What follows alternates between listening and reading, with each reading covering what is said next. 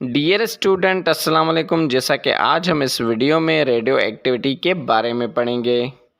अगर एटम का atomic nucleus अचानक से टूट जाए जिसकी वजह से उसमें से रेडिएशन बाहर निकलें तो इस प्रोसेस को रेडियो एक्टिविटी कहते हैं।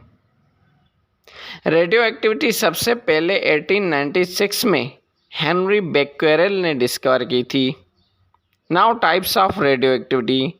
रेडियो एक्टिविटी के दो टाइप्स हैं, एक नेचुरल रेडियो एक्टिविटी, दूसरी artificial radio activity. Natural radio activity में नेचुरल रेडियो एक्टिव एलिमेंट से अचानक रेज निकलते हैं और वो फिर स्टेबल एलिमेंट में चेंज हो जाता है।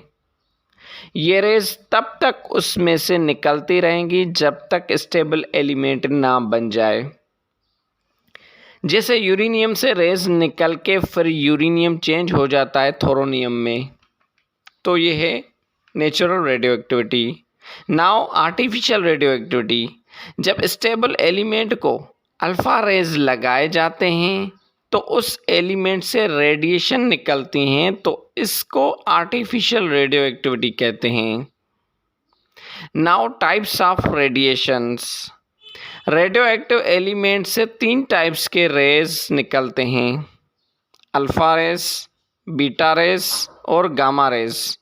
अल्फ़ा रेज को हीलियम न्यूक्लियाई भी कहते हैं जिस पर पॉजिटिव चार्ज होती है, बीटा रेज जिस पर नेगेटिव चार्ज होती है, गामा रेज जिस पर कोई चार्ज नहीं होती, न्यूट्रल होते हैं।